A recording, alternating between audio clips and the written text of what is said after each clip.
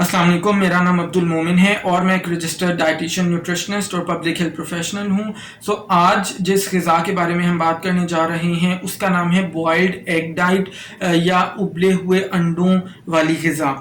और ये भी एक बहुत मशहूर फ़ैट डाइट है। जैसा कि नाम से ज़ाहिर है, इस ग़िज़ा के अंदर आपको ये कहा जाता है कि आपने सारे दिन में सख्त जो उबले हुए अंडे होते हैं, हार्ड बॉइल्ड जिनको हम कहते हैं, वो आपने खाने हैं। उसके साथ आप कुछ लहमियात का इस्तेमाल कर सकते हैं जो बग़ैर बिल्कुल चर्बी के होंगे, और इसके साथ आपने कुछ सब्ज़ियां खानी हैं और ऐसे फलों का इस्तेमाल करना है जिनमें नशास्ते की मकदार बिल्कुल भी ना हो। और बदले में ये ग़िज़ा आपसे वादा करती है कि आपका 14 दिन के अंदर 25 पाउंड्स या 11 किलोग्राम तक वज़न जो है वो कम हो जाएगा। इसके अलावा इस ग़िज़ा के दौरान आपको किसी किस्म के स्नैक्स खाने की इजाज़त नहीं होती, यानी आप जो नाश्ता है, दोपहर का खाना है, रात का खाना है, उसके बीच में अगर आपको भूख भी लगती है तो आपने कुछ नहीं खाना।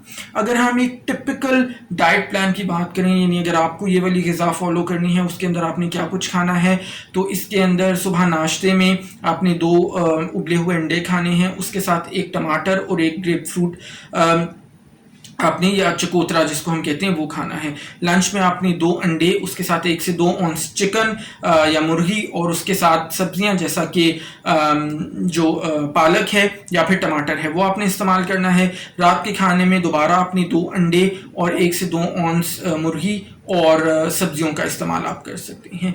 अगर हम इस ग़िज़ा से मुतल्लिक़ मसाइल की बात करें तो वो बहुत सारे हैं। सबसे पहली चीज़ तो ये है कि इस किस्म की ग़िज़ा को फॉलो करना बहुत ही मुश्किल काम है, क्योंकि इसके अंदर आपको सिर्फ कुछ चीज़ें खाने की इजाज़त है और कुछ चीज़ें खाने की आपको इजाज़त बिल्कुल नहीं है। अगर इस ग़िज़ा को आप फॉलो करना शुरू भी करते हैं तो मेरा ख्याल है आप 8 से 10 दिन से ज़्यादा इसको फॉलो नहीं कर सकते। दूसरी चीज़ ये है कि इस किस्म की डाइट के अंदर वैरायटी बिल्कुल भी मौजूद नहीं है, और इंसानी फितरत है कि उसको खाने पीने में हर वक्त वैरायटी, मुख्तलिफ़ चीज़ों की ज़रूरत होती है, और इस डाइट के अंदर आप हमेशा सिर्फ एक ही तरह के खाने खा रहे होते हैं। तीसरी चीज़ ये है कि इस किस्म की ग़िज़ा के अंदर आप कुछ फलों और सब्जियों को बिल्कुल भी नहीं खा सकते, जिनके अंदर केला है, जिनके अंदर अनानास है, आम है, आलू है, ये फल या सब्जियां बिल्कुल भी नहीं खा सकते। इसी तरह से नशास्ता को आप डबल रोटी या चपाती की शक्ल में नहीं खा सकते।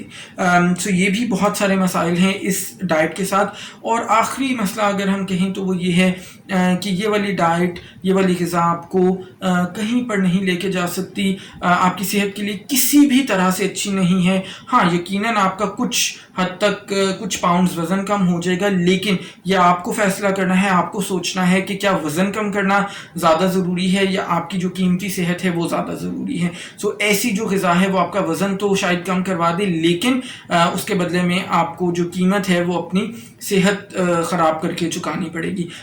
मेरी बतौर डाइटिशियन आप सबसे दरख्वास्त ये रहेगी कि इस किस्म की कोई भी ग़िज़ा आपको कभी भी इस्तेमाल नहीं करनी चाहिए।